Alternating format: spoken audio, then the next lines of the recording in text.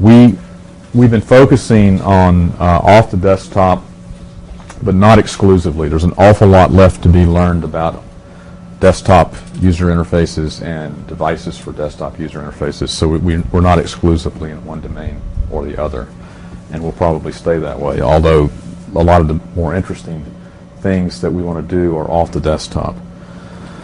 So the scope of all this includes everything, mics, cameras, action, and as far as the sensors are concerned, emitters, anything you can see, anything you can hear. Actuators, we're particularly interested in MEMS. We have MEMS projects going on. Mike will talk about those. And I'm particularly interested in low-power, portable, or wearable devices. And I don't want to rule out the fixed-function processors, since they tend to fall between the cracks in our discussion of general-purpose processors and actual devices, and you can't ignore that. So we'll put that under our umbrella as well. The focus, however, is a lot more limited than that, as you might imagine. This is an outline for the rest of what we're going to tell you. Mike's going to start off talking about touch sensing. It's a project that he's been doing jointly with Ken Hinckley, who's in the user interface group. I'm going to follow up talking about mobile user project, which started out as a joint project with Victor Ball and has involved a summer intern, Rob Orr. That's just embryonic, but it's our discussion about wireless and all of that. Mike's going to follow that up with an overview of what he and Jeremy Levitan have been doing in MEMS. Jeremy's an intern from MIT who's actually back as a contractor and continues to work with us. And then I'll end this with a discussion of displays, and I couldn't resist. This is the dream team for display work. I use that in every presentation I give, just for the wow effect. So, Mike, you want to take the microphone and start off?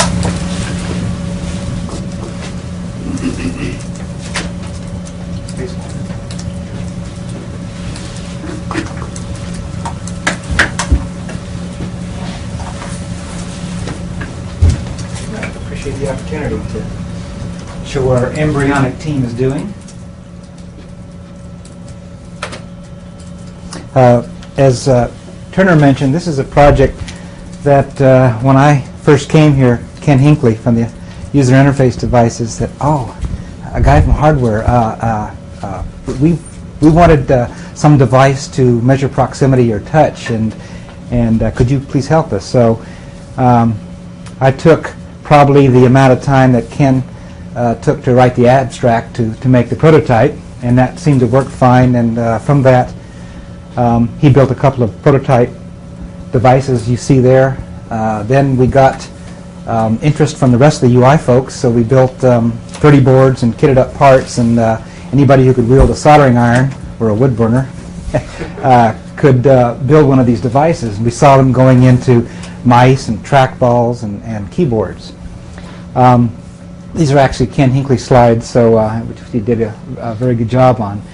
Anyway, he wanted to be able to sense the proximity, very close proximity, and eventually he said, I really want to be able to touch the mouse but not move it and sense that.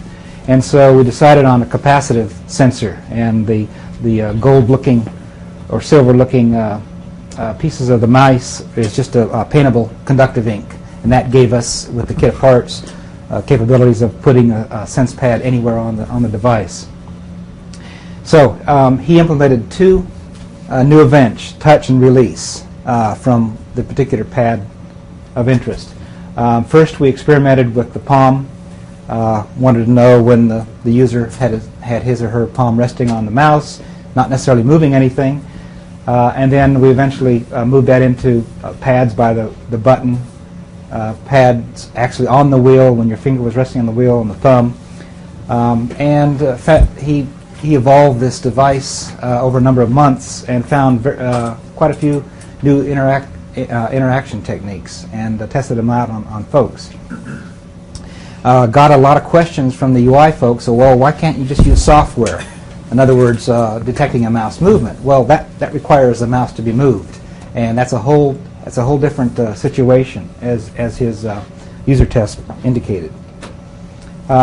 So essentially, the mechanics or electronics behind it is your body is a capacitor, and there's an oscillator, whose frequency, whose metastability on a particular JK flip-flop is very sensitive to where the leading edge of the clock is with respect to the data line. And there's a pot in there. I know that's a no-no on production model, but on prototypes it's fine. You set that just below the threshold. When you touch the plate, it adds enough capacitance, moving the clock line behind the data line, and so you get D to Q, and you get an indication that there was a sense on the. This is how capacitive light pads work. Yeah. Mouse pads as well. There are a number of different ways. One is you actually couple in 60 hertz from the surrounding area. Other is you disturb a field. This one is you essentially add a capacitance to normally much lower than a picofarad is the input capacitance of an HC gate, and you're adding gross capacitance of that, changing the clock order with respect to the data line. But you're adding gross capacitance at a particular point. Yes. Which is important. So we put a pot in there to adjust the conflict of the gross capacitance with the input capacitance, so we could make large pads like on the keyboard, small pads like is on the top and bottom of the IntelliWheel, or other large things like the trackball, and work within proximity of other devices. So it turns out you touch two sensors at once? each sensor is given a separate input, and you get two different events, and those actually have meaning So in the some oscillator respects. don't couple into each No, other. it's all synchronous. And this is, at some level, really as easy as spray painting the device. In the prototype stage, the spray paint wears off after a while, so so prototypes are fine. Yes. If it's capacitance, could you spray paint on the inside and get some of the same effect? Because of that way? Yes. The proximity has to be the gain has to be up, and you get close to the metastable problems of flip-flops. Flip-flops like the data to be set up well before the clock. I'm violating that, and so you get a little bit of noise that way. So you need to do more debouncing. Okay, so help me out here. We're getting a single bit of information. From each pad, correct. And so I have a single synchronous clock. It feeds a high input impedance to a number of flip-flops. Each flip-flop has in turn its input connected, its data input connected to one of these touch pads. And touching any one of the touch pads adds a small bit of capacitance to the data input, either actually bringing it after the clock line. And so, Yeah, no, I understand that, Okay. but I want to know what use is it going to be put to. So, single bit of information generates an event. What does Ken do with it? That's the that's demo. what coming in. Good segue. Good straightener. So the idea is sensing the user situation beyond mouse movement can simplify and reduce clutter. So you can sense the context under which does he or she have the hand on the keyboard, hand off, hand on the keyboard, on the mouse. Most widgets are useful only when you're holding the mouse. How many times have you seen a cluttered screen like this? I'll show a demo. That almost all of these widgets on here are only for mouse control, unless you're a power user. And so you're depriving yourself of a lot of valuable real estate. So why don't you fade in and fade out those parts, keeping them in context. He chose to fade in, fade out rather than within a frame time moving them in and out. So you always have that in context. You are always aware of your state as is the computer. Can you show that off? Pardon? Can you show that? Yes. Why Mhm. don't you go ahead and just show that? Okay.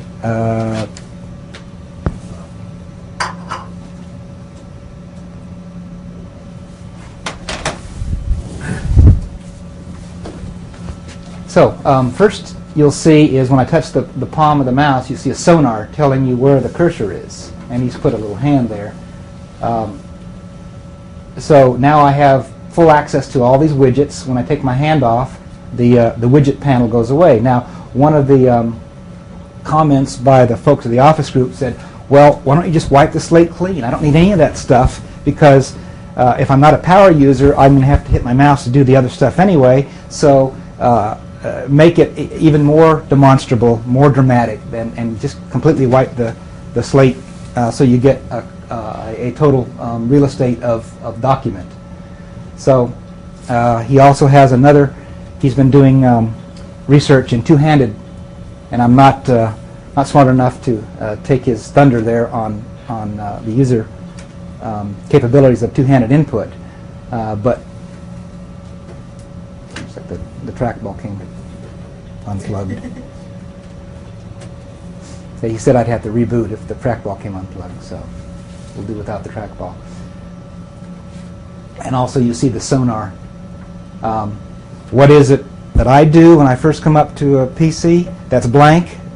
Wiggle the mouse to bring the screensaver back, or on a laptop to find out where the cursor is. So this gives you a little sonar without actually having to move the mouse. So I have a stupid question about this particular app, which is irrelevant to what you're talking about. Sure. Okay? I'm just wondering about how users use Word. For example, whenever I browse, I have the mouse on the slide bar, cursor on the slide bar. Okay, so this particular app, the notion of getting rid of all that crap at the top of the screen is great, but you can detect it from where I've positioned the mouse as opposed to whether I have my hand on it. Right. So if I put my hand on here and then touch the scroll button, Right. It takes the mouse widget away. By scroll button, you mean the wheel? Yeah, Wheel on I'm the sorry. mouse, Right. So for me, it's since I don't have one of these fancy mouses, it's the bar on the side. So in some sense, Right. if I'm positioned on the bar on the side, I don't want that stuff. Correct. Those good head mouse. Now, actually, this is ideal for scrolling. Right now, one of the things I find very annoying is each time I want to scroll, I have to press and exert some amount of energy. And it's very painful if you're doing it constantly. Correct. And this would be great. All I do is touch it and it'll scroll. Right. You use the wheel mouse, or you just basically click on it once and Yeah, you've the got wheel that mouse seems to slide. only move it a little bit. You know. Well, you actually can click the wheel and then you drag the cursor down and then it starts this continuous scroll. But you need pressure on the wheel to do that. So my palm is on the mouse, indicating I have an upcoming mouse event. Now I just lay my finger on the wheel, and those mouse widgets go away, and now I can scroll. Clear winner. Yeah, I want now. Now. So is this a hack? Yeah, Mike, is this a Part of hack Windows to Word, or 2000, is Andy. this just a hack to the that's mouse? a hack. No, to Word or the mouse driver? To the mouse driver, because you need a parallel port. It's like changing people's sex habits to go in with the mouse on a low level. So he said, no, we'll just go in through the parallel port. He did a hack, and then we assigned up to 8 bits, up to 8 pads on the parallel port, and then he did a hack to implement what you saw there. But obviously, yes, it can be eventually accepted into the mouse driver. I think he was asking a question of the app itself. How was that Yeah, Word isn't, so they didn't, Word itself wasn't. It's probably using a VBA or something to drive Word, right? In Pardon? terms of making the Right. menus. Actually, I think he used Visual C on this. That's Ken's part of it, but he said it was definitely a hack. He makes no bones about that. The proximity, what's the maximum distance off for detecting? Right now, you have to touch it. We found that you could probably do a 1/4 inch to a 1/2 inch. That way, you could even lacquer and reduce the abrasion on the paint. That by no means, even from a double E, would be my final production version. It really ought to take some work. So I take it the hardware guys have seen this too? Yes. Hardware Thompson's team. And yes, they are interested. For the Christmas of '99, they'll sell 20 million of these units. Actually, the hardware guys always look for a new pull with the next version of Office, so this sounds like a Right. winner with Office 2000. Actually, I think Bill G brought it to their attention, so they're paying attention to it. Bill has a way of doing that. Might be another application. It's in our set top, kind of stuff. Anticipatory. Sometimes takes a little while to get a set top going. Right. Pick it up. You don't know what you're going to do. That extra 1.5 seconds buys you a lot. Exactly. We're looking at proximity. not only single bit proximity, but quadrature proximity. In other words, which way am I moving across the keyboard or mouse? Even proximity on the screen. You can tell a lot for PC resources, or give a lot of information to PC resources, whether your seat is occupied or not. There's a lot of things that PC could do. I'm just curious, how related or unrelated is this to what the Media Lab did with fish? Fish is more of an analog proximity. Josh Smith is working on that, actually trying to get to the actual position of the hand within the RF field. This is a much simpler idea, and yes, we are looking at fish too. Fish is a little more complicated and more involved device, involves a micro and some analog components. So this was just a very, very simple implementation. Do you have any protection on this? Is this something you can Yes. patent or not? I guess the last thing I wanted to ask is, can you feed this back through the mouse ports? You don't need to need a parallel port as well. Most PCs Yeah. only have one parallel port. Sure. Yeah, the parallel port is definitely a hack, Okay. as is this wire around it. And what I wanted to do was to add a little PIC, intercept the 2-byte or 3-byte mouse code, and inject our own. Ken went to the mouse folks, found out that, again, they'd rather change their sex habits than change that code. And besides, everybody he would demonstrate it would have to have that hacked mouse code. So it was much easier for him and me to use the parallel port. But you're absolutely right. We need to get rid of the parallel port. And again, it's just a couple more commands, which are a lot left in the new 3-byte And code. you'll be able to draw enough power from the mouse port. To Right. It only takes a couple of microamps. Right. It's an HCT process, CMOS. This particular implementation, again, I'm not suggesting they use that. They'll be able to embed some in their plastic. I agree with the point earlier. It would be very useful in the web TV application. I mean, I pick up my remote control, and if I'm watching the full screen, I'd love it to go down as soon as I pick it up and say, That's that's a real hassle right now. Ooh, so we've got that new remote we just announced. They should put it in there too. Of course, the remote costs twice as much as a web TV. Does it? Well, you're losing money and everyone loses money. I almost as much as a that is the most expensive remote control device in the history. What's the retail one? $349.50. Oh my God! Why? That's the high-end Harman Kardon version. There is a cheaper version. I haven't seen It's the only cheap- $2.99. Exactly. Only It's two still that- better. Well, It's I only don't know. 50% But you know more what? TV. I So might. expensive. It's just trainable, so I might actually. It's scriptable. Yeah, so I might actually pay that to get rid of the 5 remotes I currently have. For No, my if you give up, TVs. forget about it. It won't work. I guarantee you. I mean, how many times has anybody ever tried that? You always at some point have to go back to this damn old remote. The programming always gets out of sync somehow. I think remotes in general are They're a actually- A 2x3 sheet of plywood does it for me with all the remotes plastered on it. That's what we call a coffee table remote. Yeah, it's Uh, probably- As Ken shows, test users love it, and it does the right thing. It only brings up the tool widgets when you use the mouse and takes it away when you don't need it.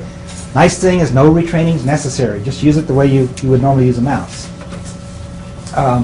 You saw the enhanced scrolling. He's also put pads above and below the scrolling bar for doing page up, page down, also forward and back, and it doesn't interfere with the normal use of the wheel. We looked at a headphone that when you touch the headphone, it implemented a speech listening mode, and it can sense the activity. Is the user there or not, and can implement expensive applications, CPU-intensive applications when the user's gone. And there's Ken's homepage. You can read the paper that he just presented at WIST. Could you use something like this? I mean, this is actually a little bit more like the glide screen pads that they have, but like that wheel that we have on the Intel mouse actually is a real pain in the neck to use. Can you use something where you have like strips of different pads so that you could get directionality like Sure. a glide pad, but on top of the Yes. mouse? We're looking at it's just a 1D Yeah. 1D glide pad Exactly. essentially. So one of those, so you can detect my fingers. Correct. going this way. Yeah. Because it seems obvious. I know. As you use it for a while, you can't slide it anymore. Well, but there's no tactile feedback on that, so. But tactile feedback doesn't help when I actually like my hand gets a little sweaty or something. I can't move the damn wheel anymore. Sure. I had Or some I'm eating problem. French fries.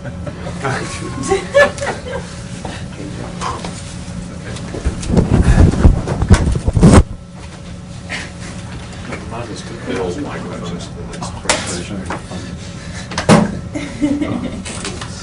think I actually don't have any chances to. Wireless microphone. The All this. next project I'm going to talk about is, or collection of projects, is complementary to what you heard from Steve Schaefer. Steve's talking about augmenting the space, and I'm talking about augmenting the person. So what we want to do is, for a mobile user, is bring to bear a collection of sensors which will pretty much tell you everything there is. I call this a Psalm 139 sensor. The thing says, "Thou knowest my standing up and my sitting down," and a bunch of other stuff. For those of us I can not get you a- Southern I can Baptists, get would you- tell us what Psalm I'll get you a 139 copy. Pretty much everything there is to know about a user. I'm serious. Including intent. As far as we can ascertain.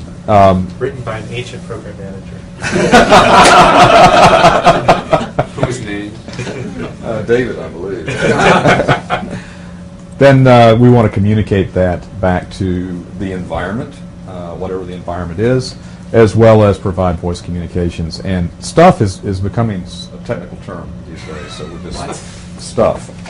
Your stuff. No. Your email, your voicemail, the last program you were trying to debug, stock quotes. Your everything that you carry in your pocket, your stuff. So You better be careful because Carlin was probably gonna has say it exactly. trademarked. If it's yours, if it's mine, it's stuff. If it's yours, it's junk. That's George What Carlin. That's we, right. we And your kind house of contains all That's this from stuff. his routine. right. I'm sorry, I forgot. You should check out that routine. That's marvelous. Thank you for reminding me. I've seen that. Stuff. That's bang on. So we did an initial experiment where we took accelerometer, stuck it in the heel, put a wireless transmitter right here, belt mounted, with sticky tape and baling wire. Seriously, and just hooked it up and transmitted results back.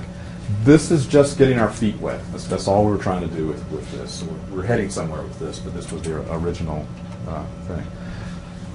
So we are claiming, or actually not claiming, but we're guessing that you can put together a bunch of pretty dumb sensors that are pretty cheap, and if you bring all that to bear, you can tell a lot about what somebody's doing.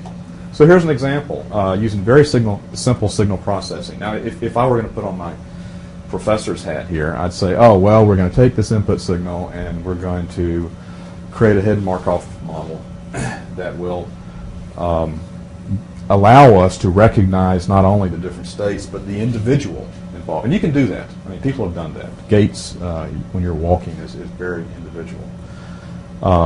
But in trying to keep this simple for power purposes and bandwidth purposes, and all we measure is peak amplitude and period. So if you're walking down the hall, you've got like a minus 4.5 G peak. Actually, I have a minus 4.5. I'm kind of heavy-footed. Jim is light on his feet. He has a really. he Shuffles along. No, he just sort of floats. And if you're sitting around fidgeting, you have this low amplitude, high frequency fidget. And of course, if it's aperiodic, we assume you're doing nothing.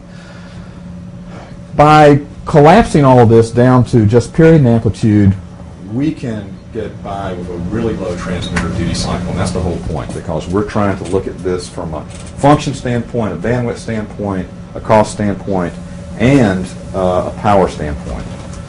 And it's really hard to get your head around all those at one time. So the thing to do is experiment. Just tinker and see what happens. This is kind of interesting. With that dirt simple processing, all we did was transmit those two parameters, and over on the host side, we kept a running tally of variance for period and amplitude. So if you're fidgeting, you got real small. I'm sorry, can I ask a question? Yeah. This is back to something actually Richard and I were talking about a while ago, which is this where does power consumption lie today? So my impression is that basically computational devices that have power consumption that's dropping much faster than communications. So that in some sense, if you want to reduce power consumption even on the body, the right thing to do is Go heavy on compute, heavy on light computing on the trans- body. Is this right or not? Let's put it this way, we're not going to get past, except with higher receptor density, we're not going to get past the power required to transmit across some distance. Okay, that, nothing we do, there's not no gonna change. Moore's law for that. Yeah, right. However, we can take advantage of the processor. The fact that processors we can slow them down. There are a couple of things you can do. You can make them smaller, or you can slow them down. Or you got a lot of trade-offs that you can deal with. And in fact, if you've got low duty cycles, you can just turn them off. And what we've tried to do is turn both of them off in turn, within limits. You have to be careful about that. Nevertheless, with this really simple processor, this is characteristic of walking. Notice that if you walk more slowly, you're also got less impact. So it's not just a rectangular band, it's this band here. High variance means that it's really aperiodic, but you can see what we're able to discover just with something that simple. Is that different people's walk? There's several different people. I won't identify the individuals. So some of them are sitting here. The actual test apparatus is something you'd see in the average undergraduate class project. There's nothing really special about this. In spite of the fact that I had a heck of a time making it work, an undergraduate would have made it work a lot faster than I would In have. fact, Cornell had some guys do something a lot like this last year. Oh, no. Yeah, no. Yeah, you and I have been talking about this. So that's the example. Like I said, an undergraduate class project. Stick it on your belt with sticky tape and walk around, which we did. So where we're going with this, there's some things we learned. We were discussing this earlier. The common wisdom is that signal falls off as one over our fourth in building environments. We verified that is happening. So that's when we get to the trade-offs that we were discussing, you've got to have enough power. Here's received signal strength indication in building 9 as we walk around maybe 40 feet away. Notice we're going down, we're dropping out in places. We've got lots of multipath, but the multipath is not hurting us. In fact, we're actually looking for creative uses of multipath, because if I see a pair of peaks, that means I know the guys move half a wavelength. We don't know which direction he's moved, but we can probably sense that from something else. So even if his step size isn't the same, we can tell things. This is sort of like using every piece of the. What did butchers say? They use everything. Everything but the squeal. Everything but the squeal. Yes, exactly. Boy, I got to teach you Southerners how to speak Southern. Thank you. We're eating about 10 milliamps at 3 volts for full power, so that's too high. Way too high. And reducing duty cycle is. But this is off-the-shelf transmitter. Sure. Okay, so we're transceivers are a real stumbling block for almost everything we want to do. Getting good low-power transceivers would be a big help, but we're using off-the-shelf. All we have available to us is just reducing the duty cycle of that. So, stupid question, since you're measuring things based on people's motion, can't you have some kind of mechanical to electrical transducer with which you can generate adequate power? Well, people have done that. In particular, MIT, for the shoe-mounted transducer, has put a piezo film in there, and they're generating the power as they go. They say this public capacitor. I'll get to that in a second. We got some great ideas, which are maybe totally impractical, but really cool sound. I mean, the swinging pendulum or something. You bet. That was Chuck Thacker's idea for the in the ear. Here's where we're headed with this. This is a platform. Notice that I show batteries in my diagrams because they're real important. If we put a Java virtual machine in here, that becomes a much bigger battery. But nevertheless, we're talking about a platform like this. What we'd like to do is just use capacitive coupling. If I'm wearing this thing on my belt, then I've got fairly good coupling.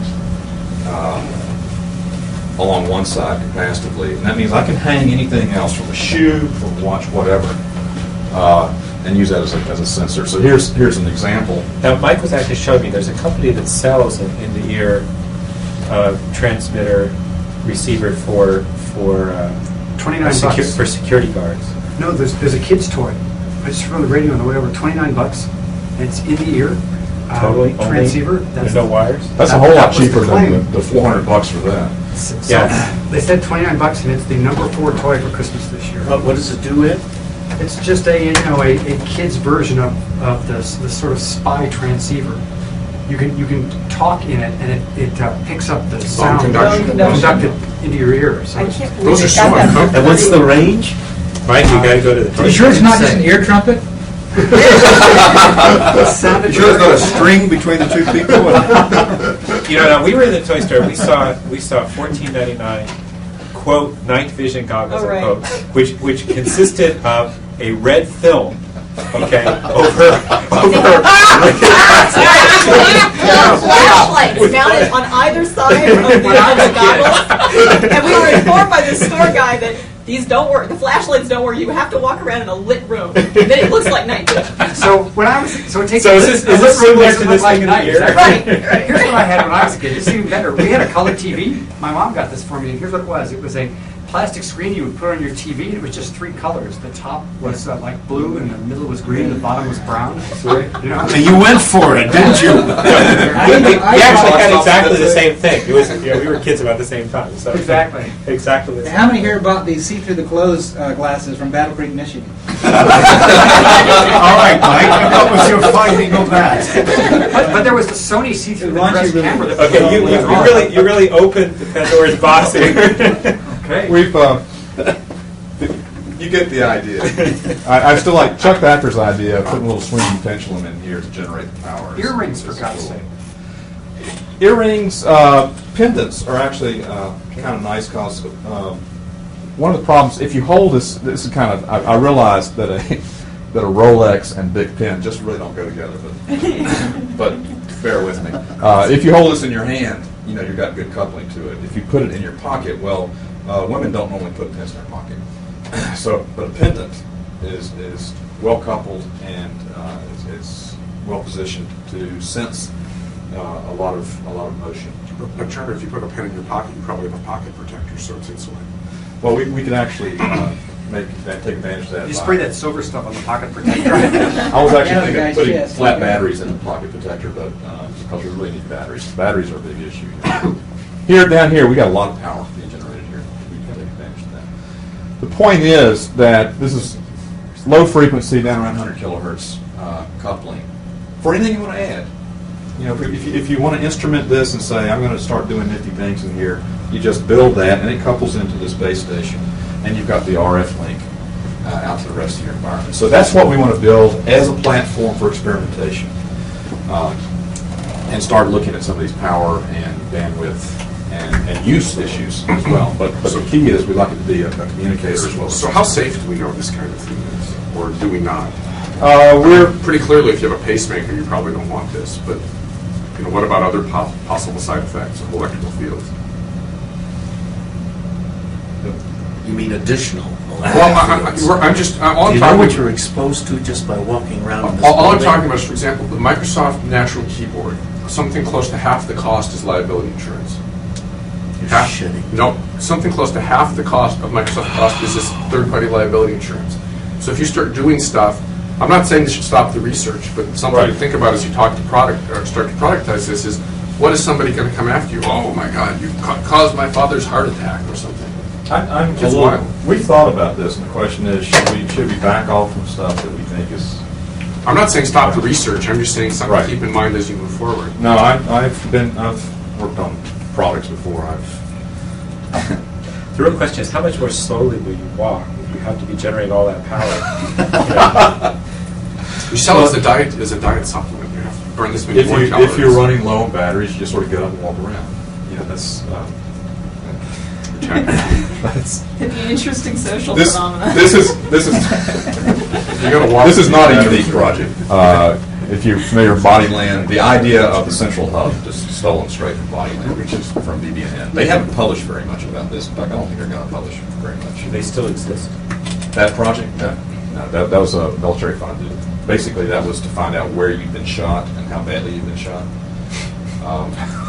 It measured how big the exit wound was and sort of did triage by computer. Personal area network is going forward. Tom Zimmerman did this at Media Lab and is trying to do it at Allen Research Center. And obviously, he doesn't want to talk to us about what he's doing, but we're trying to get him to do it anyway. MCOM is, as it was originally envisioned, and also as Katana's been talking about, is to augment Palm PC, and that's related, but not exactly the same thing here. And then there, Rick, I'm not sure exactly what your project is. I think you flip this thing out and it makes a funny tone, and something like that. And there's a project in WinCE that we're trying to push in that direction. And there's some people that would like to go in that Turner, direction. pan that thing I seen at the Media Lab where you shake hands and your business card transmits. Yeah, that was the original one. Tom then went on to IBM and he's pursuing this, but it's not clear where he's gotten with it or what the big. He's talking about turning it into a product, and I'm not sure where that fits. We just want to research that. Exchanges JCL. So, Mike, you want to talk about MIMS?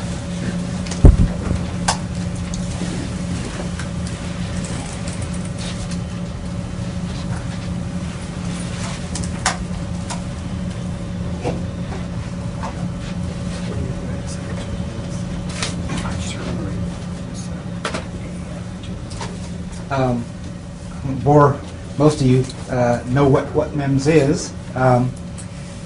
It's a fairly new technology, and I found it, and it's new to me by about 3 months, and I found it to be mainly to provide rough read paper fodder. It's high on success and low on the warts of this, and we're finding the warts because we're now into fabrication, not our own fabrication. Are you telling me that all the published papers are only successes? Pretty much. Anyway, one of the reasons we got it, got our feet wet, and essentially Jim Kajia, Turner Whitted, myself got in the MCNC waiting pool for 3 days and got introduced to MEMS, and it was very, very exciting, that 3-day short course, and that's essentially catapulted us into what we are today. Anyway, it's a fairly low barrier to entry. That essentially that 3-day course, purchase of a MEMS compatible CAD system. We bought Tanner tools, a check payable to MCNC for $2,900. You wait 63 days after you submit your CAD, and you get 15 chips. And it's very low cost. This enjoys the advantages of existing CMOS fabrication, and even better yet, uses the old CMOS fabs. We're not down at 0.18 microns, we're at 2 microns. So a lot of those fabs are literally being shut down and not being moved into the higher density, and this can use some of those older fab lines. The process is the assembly, or after the process, when things are manufactured in plane, there's auto assembly, and that's what a lot of the technology and research has done, is how do you assemble things without micro tweezers and without having to restrict yourself from caffeine for a couple of weeks before you can move these things and not break them. That's some of the things we've been looking at. We think it's a preferred solution to a lot of the sensors and actuators that we're looking at for extended user interface devices. Some of the popular applications are accelerometers. Every airbag deployment device uses some sort of MEMS chip. There are probably a couple of dozen MEMS pressure sensors in your automobile, and of course TI with their digital micromirrors. We chose to use the Microelectronics Center of North Carolina multi-user MEMS process, and it's essentially like sharing a wafer with a bunch of other folks. DARPA, ARPA, DARPA help subsidize that and bring the price down to $2,900. And we essentially it's like a beginner's mumps fabrication with training wheels, which is kind of what we needed. Has a substrate, an insulation layer, an unreleased polysilicon layer, and then 2 released polysilicon layers, and then a metal over that. So you can do simple things like mirrors, cantilever beams, trapped hinges, some kind of gears, accelerometers, some fairly simple mechanical devices. We now have submitted 3 designs, and they're spaced 63 days apart. Unfortunately, there's no days of overlap, so we're trying to get that changed, get us to send us the chips before we submit the second design, because a lot of ours is predicated on that. Is this at the level yet where there are standard parts and they're scalable? Can you say I want an accelerometer with the following stuff, or do you have to build everything from the... You pretty much have to. They have library parts, but it's what the previous mumps users have contributed, obviously after they extracted their IP, or the ones that are fairly trivial. So this is VLSI in 1980s, sort of. Right, exactly. I'd say it's more like semiconductors in the 1960s. That's really what it is. Auto assembly means single use. This particular device is a 1 degree of freedom mirror. This was manufactured in plane, and the real estate you see around there are little cone drive electrostatic actuators that have little nubs that bump on this rack and either move the top rack or the bottom rack and move the mirror in or out of plane. And one of the things I want to show is that this was, I believe, a successful device in the paper. Stuff in Berkeley. Yes. Yeah, that's Peaster. That was successful. Right. But you notice the real estate required for single use. Well, this is probably not single use. They were looking, I believe, at barcode scanning and whatnot. But when you want to take a lens or a mirror or whatever, move it up out of plane and lock it into place, you either need external tweezers or an external elevator, or the popular thing to do is put actuators on chip and move those devices out of plane into position. So The other way you can do is just shake it. That's the other. right, you're absolutely right. Yes, It is, and then it locks. And then you shake it until it locks. correct. And then it's up. You can get catastrophic results that way, Sure, but yes, sure. you can. Shake it right up. So we're looking at both out-of-plane assembly, other kinds of assembly, and continuous use. 1 and 2D scanning mirrors, optical cavity length control. If I can move 2 mirrors up out of plane at 90 degrees and nano move their respective distances, I have an etalon, and so I can count wavelength fringes, and I've got a linear encoder that way. And grading modulation, another use for manipulating light, because it takes so little power.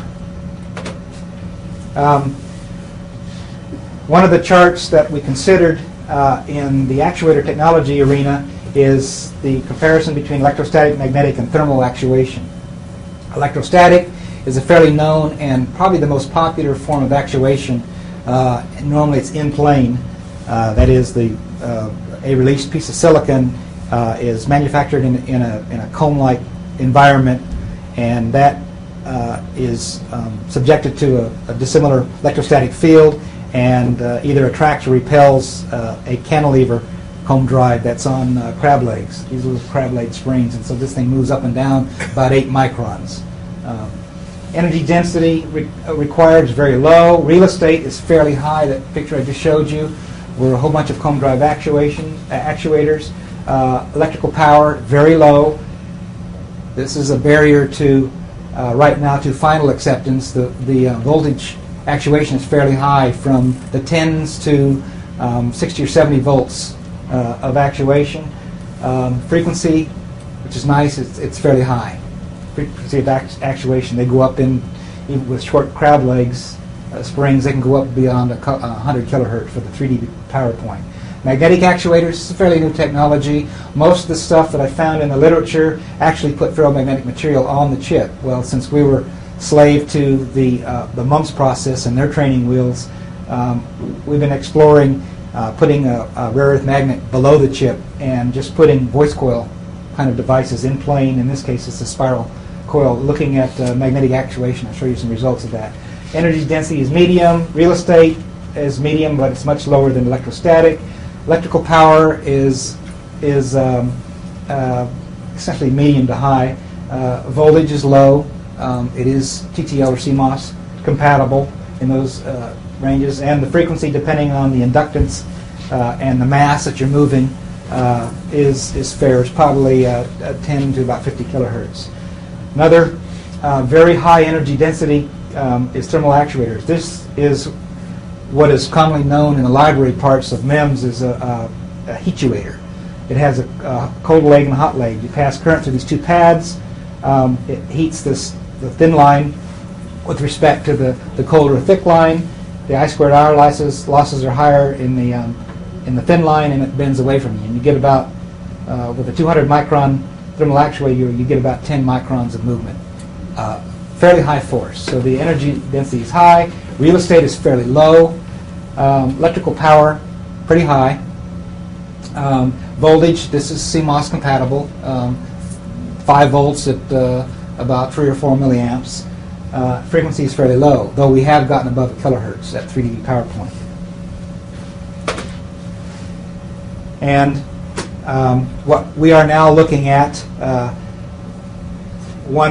this is a fairly well explored field. This is still fairly new. They're finding other ways of magnetically and thermally actuation.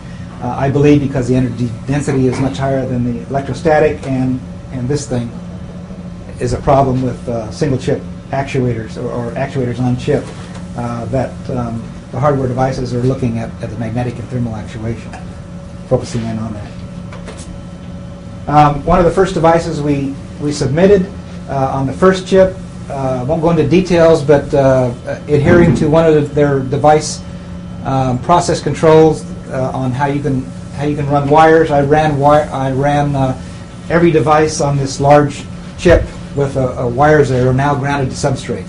So it breached the nitride layer, and so every wire that I ran meticulously to the pad frame on the outside is grounded. So that just made us be a lot more clever on how to find out how to get these things working before the 63 days on the next chip that also had all the wires grounded, because we didn't get the first chip back to find out that the process design rule was not right. It was not printed right. So the first and second chips have all grounded to substrate wires. So we found a laser trimming fab that could isolate some of those, and a tungsten needle scratching through the substrate poly was another way we could isolate that. So what we have here is a 1 millimeter square mirror. Another wart of this is the residual strain after the part is released. 1 millimeter is like a square mile of mirror. You don't get a planar mirror, you get a potato chip mirror. That's why you see the line here. It's actually being illuminated from the microscope objective, and we just see reflecting from the center of it. So, but we still wanted to find out about the voice coil actuation. One of the reasons we're exploring this is if I take 1 millimeter and the separation above the substrate is 1 micron, well, the arc tangent of 1 millimeter, or 1 micron over 1 millimeter, gives me about 0.03 degrees of deflection, which isn't a very useful scanning mirror. So the idea was to use these planar spiral coils with a rare earth magnet underneath the chip, put a DC potential on that, elevate the mirror, and then modulate that in series with another current that I can modulate the 4 corners and get this mirror to move in 2D. And we calculated that roughly plus or minus 20 physical degrees, which is plus or minus 40 optical degrees, would be possible. We have yet to find that, because finding out the residual stress of the gold on silicon causes the potato chip mirrors. The frequency at which you can do that is not really a factor for you, I take it. I mean, that's going to take a fair amount of time to move. Correct. That. That's correct. So, like, what's the angular deflection on the silicon light machines thing? So Plus or minus 10 degrees. Yeah, it's the That's not really a first. deflection type device, that's just a grade. That's absolutely a function of the grading period. So you can actually tune that to be whatever you want based on the period of the grade. Those are fairly small mass devices, and they're electrostatically deflected. Not the silicon light valve, the TI. The TI one has an inherent problem, but again, the problem they have is that they have a diameter squared problem. But if you want more area for the pixel, you increase the mass of the mirror, which is a problem. But you also increase the distance the corners have to move for the same angular deflection. And then that is a problem because it's electrostatic, and so you actually Correct. increase the gap as well. And that mirrors up on a post. Exactly, Also. so And the post takes an have a anchor role. hole which cuts down from the fill percentage. So.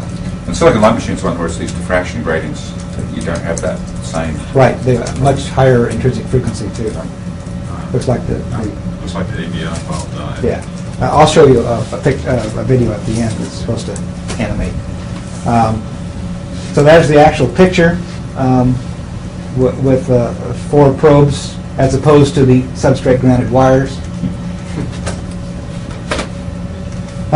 Also looking at 2D thermal actuation. Virtually all the thermal actuation in the papers are in-plane actuation, parallel to the substrate. So again, we were looking at vertical heat actuation bimorphs to move the mirror up out of plane with a DC bias and then be able to wiggle it in 2D. This was much more successful. Serendipity had us that we learned that 1 micron is not enough space for a layer underneath the top layer to cool off in time, and we actually got a reverse torque on these mirrors, but it still worked. So we modified our device. So we have a released cantilever beam down here in the second polysilicon layer. The third polysilicon layer, which is electrically connected at the ends here, has also gold over it, and so the I2R losses presumably are the highest in its bottom leg, but unfortunately the bottom leg heats at hot top leg about the same temperature. And so anyways, so we apply you'll see we apply a quadrature signal to the 4 legs, and we can actually elevate it out of plane and scan it. Half power frequency is almost 500 hertz. That's measured by a laser reflecting off the mirror. And it's around user voltage, CMOS, TTL, op amp, power supply voltages. Still. Oh, there it goes. So what you're seeing there is, it's going in forever, is the light illumination that comes down through the objective, either reflecting back through the objective or away. Scanning mirror, what's it good for? I don't think it's rocket science, but we're looking at 1D scanning mirrors for, like everybody else's, barcode reader, touch planes. Imagine a little device you can anchor in the corner of a plane you want to turn into a touch-sensitive device with a time of flight and an angular detector, time of flight detector, and knowing what angle the mirror is, you can detect where the touch is. Or without the time of flight, with just an angle detector, you could use 2 of these devices, put on a wall or refrigerator, a desktop, or even on the floor, and you can detect as long as the beam in the detector can see, can detect people walking around or touching. Given 2 of these at a different plane, say one plane that's 3 feet off a wall, another plane that's 4 feet off a wall, you can point at that and you can infer through a vector where you're pointing by intercepting 2 beams and finding out what the version, and then using eye-hand coordination for moving the cursor. Large screen displays with UV philosophers and 1 mirror array. That'll be addressed by Turner a little later. 2D scanning mirror, vector display. Microsoft has or is about to release Teletubby. And it's another plush toy, has a little screen in its belly, and behind the screen are a couple of 100 LEDs. Well, those LEDs are expensive, and they do simple graphics and puzzles and whatnot with that. That's fairly power consumptive and expensive. And imagine a vector display capable of maybe 100 or a low couple of thousand vectors with a 2D scanning mirror. You can do quite a bit more with that. Retinal display. This is the cat's meow now.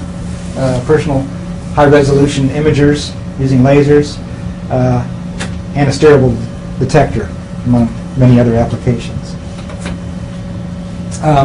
Other devices I mentioned, we were looking at magnetic and thermal actuation. We do use the old standby linear encoder. It's very well known. We're using this to evaluate a digital linear encoder using quadrature and capacitive detectors rather than what's normally used, and that is measuring the capacitance between an undriven comb drive. And that's how most accelerometers are built today. But we're looking at the process technology giving us the intrinsic accuracy of laying down a structure with certain accuracies and actually using digital teeth to detect linear position. You've seen the hot wire accelerometers? Pardon? You've seen the hot wire accelerometers? They look really neat. I haven't seen them in MEMS though, but I've seen. They now make them in MEMS. Really? There's the product you can buy. How do they get the wire off the substrate so you don't get conduction problems? You just basically under. Oh, I see. So it's in an aperture in the air. The wire sits across the air gap, and then Okay. you just use the Earth's gravitational Yeah, field. we were talking about that. That's neat. No one quite understands why they work yet, really, but they work really well. Mhm. With What very, about- very low power consumption. Don't you have to use something other than silicon because you're looking at oxidation and also yeah, corrosion all problems? sorts, yeah, there's all sorts of interesting things, but we can talk about that Okay. afterwards. There's Yeah. a very interesting paper on it. Fusible links. Here's another technology that's been not really been exploited a lot that we could find in the referee journal papers, but we find is would be a great boon for after the fabrication process programmability, where you can change the resonance of a structure. This is our first programmable fuse array, and each one of those can be crab-blade springs say in a comb drive. And as you blow each link, the compliance goes up and changes the resonance. This can be used in things like inexpensive tags, where you're programming the resonance and you're exploiting that resonance through some sort of RF or sonic interactivity. Imagine also a large matrix of programmable links with respective rotational hubs, and you blow the links like you would blow an AND or NAND array in a programmable digital device, and then you can change its structure and its link behavior. With an array, I only have 2 terminals, and I have 20 fuses.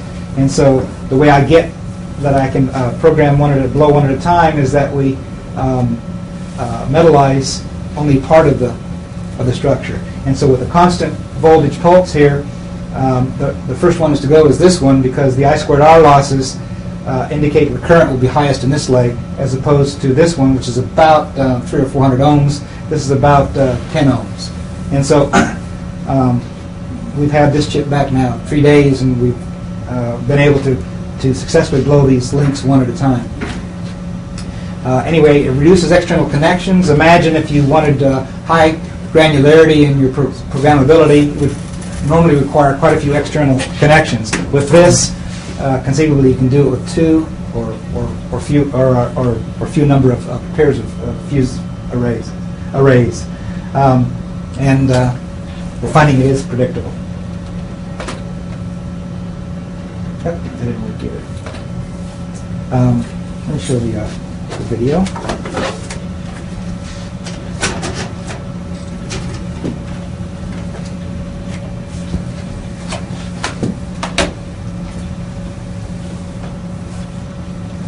Which button switch?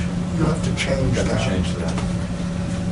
Oh, To video 1 or something. There it goes. So since we didn't know the exact pulse value, we're hitting the pulse over and over and over again and slowly increasing it by hand. Right now we're taking over 2 hours to carefully increase the pulse, measure the impedance after each one, measure the current and voltage, and then we're going to look at that and then predict what individual pulses will blow successive fuses. But you can see they are getting blown in succession. It's the first field programmable MEMS. I have a feeling this probably didn't start at the beginning. 1D mirror. So this is the vertical heatuator. Current got a little too high. So what's the size of this? That's 200 microns. Half power point of that is about 600 hertz. Here's the wiggling springs. This is not a very stiff mechanic, as you pointed out, not a very stiff system. It's got a very heavy mirror, a lot of drag, a lot of viscous drag, and the spirals are completely released. And so it's mechanically a very floppy system. But it's a start. We're going to Completely released means just they're not anchored. That's correct. They're only anchored in the center of the spiral, and the outside then repels the B field and elevates the mirror.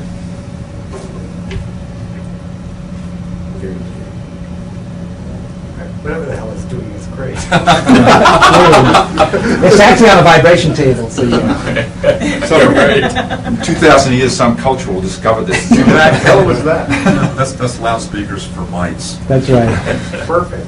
Or you can make ultrasonic. So it is fairly linear. If you can look at the transfer characteristics of an objective collinear light on a potato chip or camera. In other words, what it does is exploit the value that we don't have hinges. Now these are actually sliding hinges. When the thermal arms raise the mirror, something has to give, and so there are sliding hinges, and hinges introduce hysteresis. These are the works that aren't normally brought out in papers, and a lot of the actuated devices use hinges. Hinges have slop in them and cause nonlinearities and stiction. You'll see this thing catch every now and then. Probably not a good for a scanning mirror. We're looking at more torsional cantilever beams and torsional beams for elevated and scanning mirrors. This is the one that goes up to about 490 hertz. And we have a collimated laser hitting that. This is 200 microns also. There's a laser hitting it. There's an unmounted chip that we're using just a probe station instead of the requirement for them to mount them in a ceramic package. And a handheld camera after too much caffeine. So sorry about that. So this is a dirty laser pointer that's focused down on the 200 micron beam and then just let to drift out into space. But you can see it is 2 dimensions.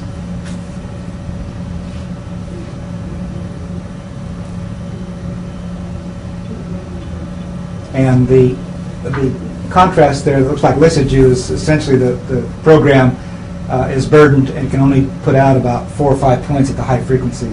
And so it actually, the mirror actually stops at those corners. And these are 2 different frequencies for Lysigou. So. That's very neat. Very good. Thank you.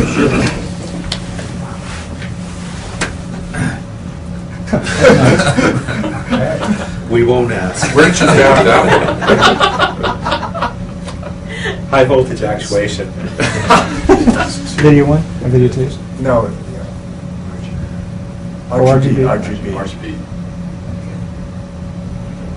Try to. $400 universal remote. That's it. No, you need a $400 universal engineer. Anyway, this is our latest submission, and it has, I hope, a lot of the fixes and exploitations for more paper fodder of single-dimension 1D mirrors, thermal mirrors, 2D thermal mirrors, and a bunch of and sundry thermal and magnetic actuation devices. It's a very pretty design. Yeah, good wallpaper. It's fun. It's like a CRT-based erector set. Except you got to wait 3 months to the erector set device. That kind of reminds me of submitting batch jobs. Oh yeah, and find out. But slower. Screwed up. So the last thing I'm going to talk about, displays. You can tell I'm fond of masking tape and sticky tape. duct tape, or you have any kind of tape. Just one resources. You've probably seen this ordinance paper. There. Yes. What it's saying, it actually is in the headlines, so I'm going to talk a little bit about that. I'm going to move on, use this as a go ahead. Use this to get into these display research issues that we're trying to get to. Let me give you a quick tutorial. Since it's in the paper and nobody's going to tell you any details in the paper, let me tell you how it works. If I do conventional sampling on an LCD, here's a polygon, here's 3 pixels, I light up these pixels, black, white, black, and I get this kind of display. That's what we do now. That's standard, straightforward. Display sampling is a little bit different. What I'm going to do is spread it out. So if I'm going to sample red over here, green in the middle, blue here, notice that I light up red there, green here, and so on. So if I go back and forth between those, notice that I'm getting a better, more fidelity with the display sampling.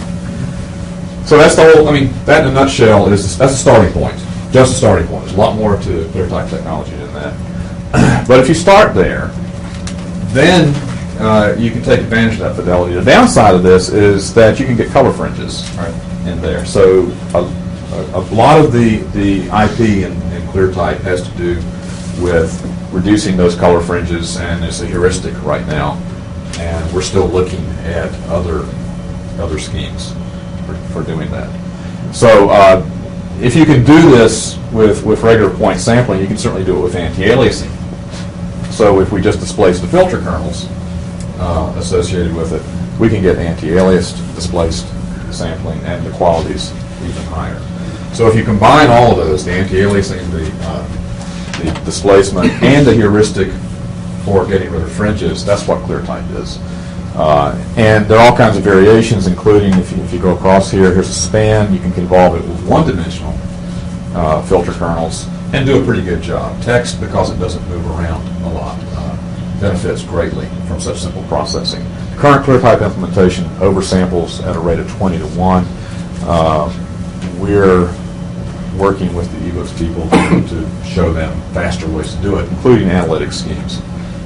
There's a lot of graphics that can be brought to bear, a lot of graphics background can be brought to bear to make this faster.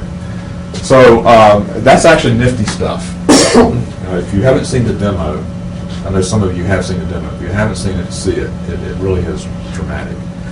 Now, the moral of all this is that if you're really going to take advantage of display technology, you've got to look at the physical properties of the display.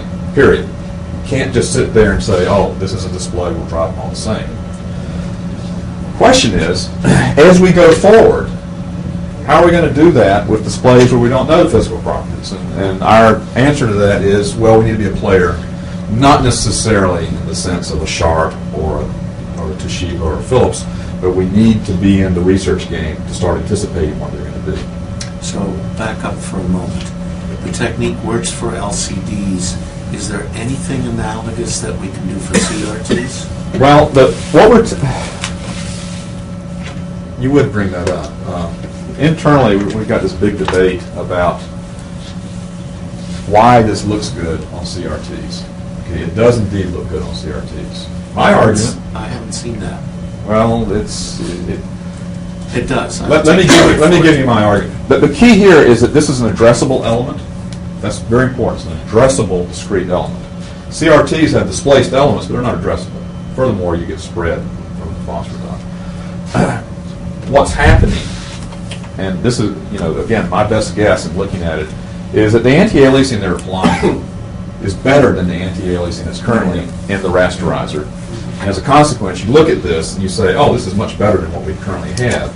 But it's not because of the displacement, it's because of the anti-aliasing. Isn't it true, that even if they were addressable, the phosphor masks differ so much on different displays?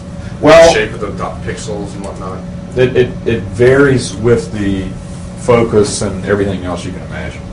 The beauty of LCDs is that very little changes. The geometry is fixed. You you're not getting bleed through. There are lots of things that aren't happening there.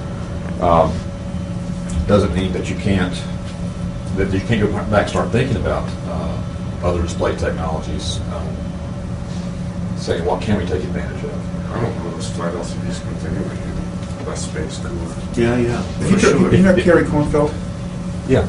Um, Well, I know his name. I don't. He's thought a ton about this. In fact, he had the little demo on the Sony Walkman that was stereoscopic, where he was using the shadow mask as a way of getting angular separation. Yeah. So, all that sort of stuff. Yeah, Sharp builds those now. Right. So, I mean, if you want, I mean, he's a consultant. He's on the. If you look at the Bach homepage, he's down there as a sort of an inventor in residence. He's been very ill, but I think I haven't talked to him for about a year, but. I mean, he's just an inventor, and he loves working at this level. And so, in terms of the theory, because he loves to do that part of it, he'd be a potentially interesting resource. I mean, he's floating around now. Yeah. He was in Interval for about a year, and then he left Interval and has been floating around. So he'd be a great contact. We should talk to Yeah. him. We're basically trying to talk to as many people as we can. He We've got a loves- really good group internally. Yeah. Oh, yeah. But thinking about the physical properties of displays is not what's Right. not the rule, and we're changing that. The great thing is people are sensitive to this now. And what you could do is get a feedback loop going, whereby if you could show that a certain geometry of the mask could help you do things better, you could induce the CRT builders to change their geometry, perhaps. If we can discover that, Yeah. that's as much, that takes. In previous lives, I worked with people that did things like that through user studies, and that's probably worth doing. But it's just more of this. Okay, we really need to relate the two. Okay, so let's talk about some of this is real seriously high tech. This is Gary Starkweather's first cut at increasing the gamut. Now here's your normal gamut, and add one more color, and it's out here. And we're I think we can get budget approval for this. Basically, it requires a conference room and 4 overhead projectors and some transparencies to accomplish this experiment. And once we do that, it gives us an A/B comparison between these. Sounds like it's color TV.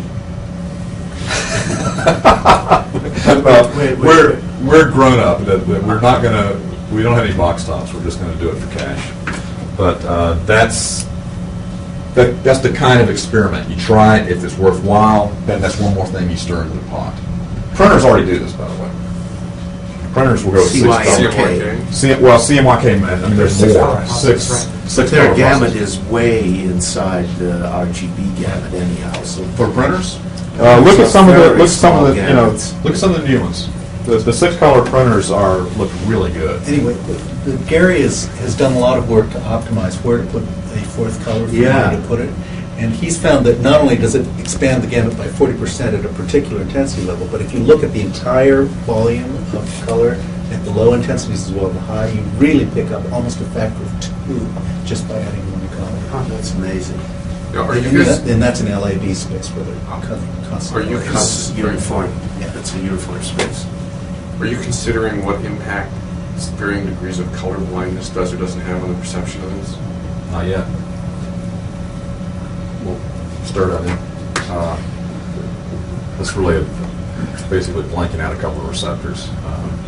We can model that. So, stupid question, would you expect at some point if you show the utility, which you will, of the 4th primary, then you could get the CRT manufacturers to install a 4th gun? We can for you? show it. We'll evangelize it like crazy. But it's easier doing flat panels than it is CRTs. Just another die. Especially if It gives you that much more resolution. especially if there's more resolution anyway. Yeah.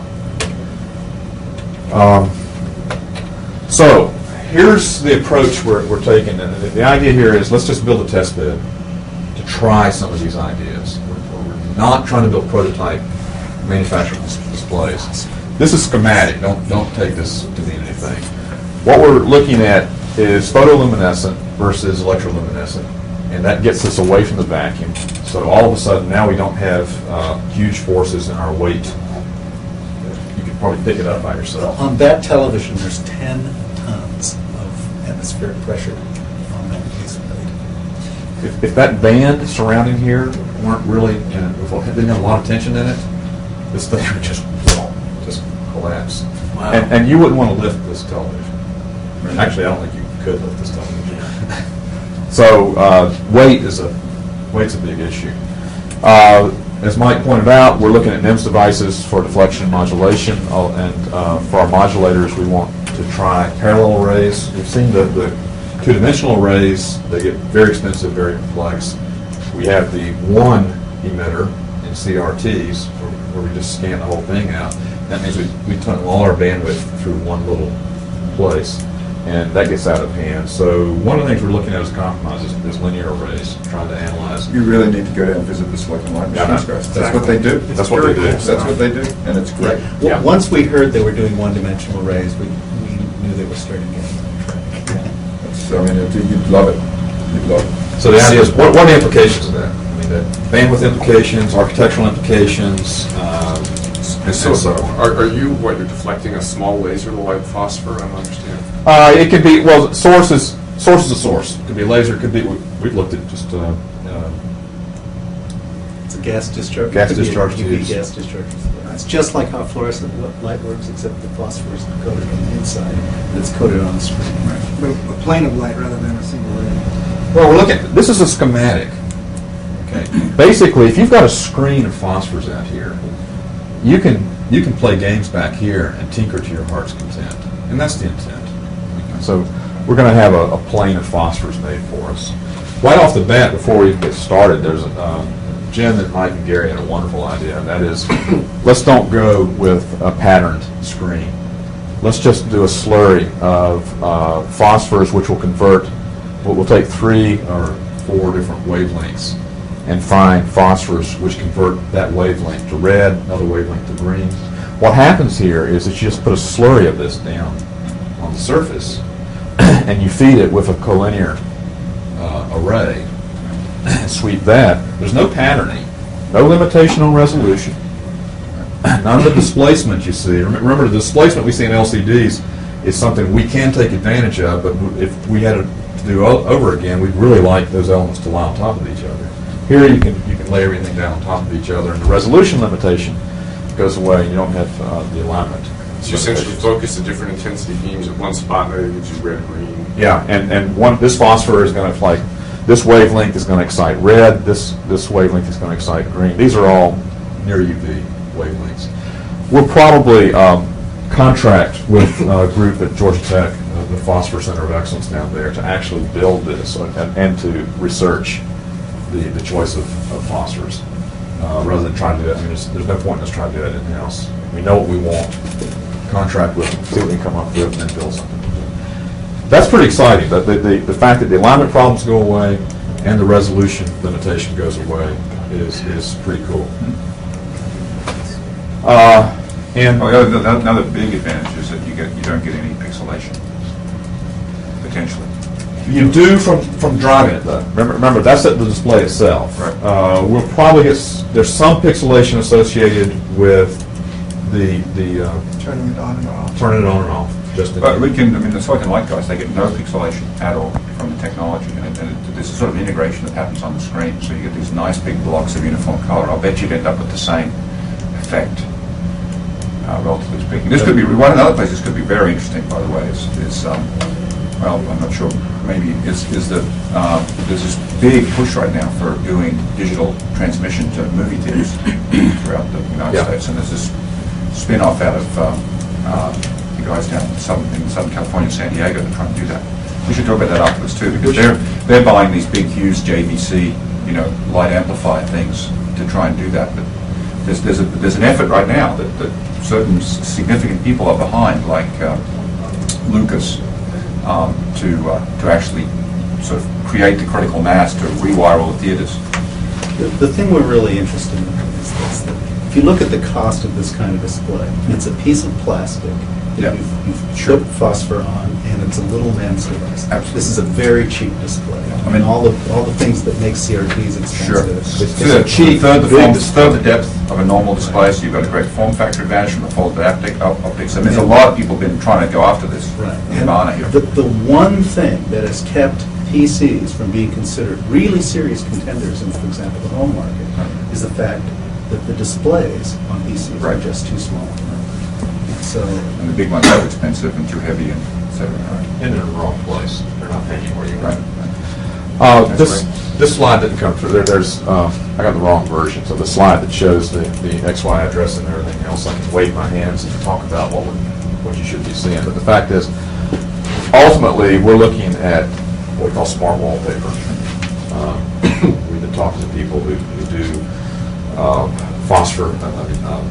polymer LEDs, any smart paper type of technologies. Really high density, large size displays have a different set of problems in terms of how you drive them than the smaller ones do. So we're going to back away from the display technology itself and look at how you drive it, where you put the processing power, how you interconnect the processors with the display elements, and start asking questions about, well, how do you build these things, and what are the implications for the platform behind it. So that's the roadmap for displays. So far, we're really pleased. I don't want to claim that we have an awful lot to do with ClearType, but we'll certainly, since there's a lot of publicity for it, we'll take our incidental involvement and hype it. The context for everything you've heard is smart environments like Easy Living. We can take the stuff we've done, roll it into Easy Living, add it in, and hopefully integrate with whatever they've done. As I said at the very beginning, our focus is off the desktop. The application that keeps coming up over and over again is the computer-mediated communications. So in some sense, that's in the back of our mind when we look at all of those. Lastly, what do we want from this? Fourth point, user interface advances almost always follow from hardware. You can't just sit there and program user interface advances. So we have to push that process, and that's really important. That's the overwhelming driving force behind this. Second, you'll notice we're not looking at the sexiest things you can think of. We really are going for low cost, low power, how to reduce price. This is not from a manufacturing standpoint, but just from the standpoint of what can you exploit at low cost. And then lastly, I'm just re-emphasizing something Steve Schaefer said a couple hours ago, and that is that in the end, as we learn more and more and build more and more, hopefully we're going to start driving or enable people to drive towards better system software. And unlike some competing systems, we like to build embedded systems that actually work, as opposed to those which look good on paper. So that's it. It's fantastic. It's great. Great stuff. Yeah. Nice ideas. Okay. Thank you, Turner. Thank you, Mike. So we have an hour's break for lunch now.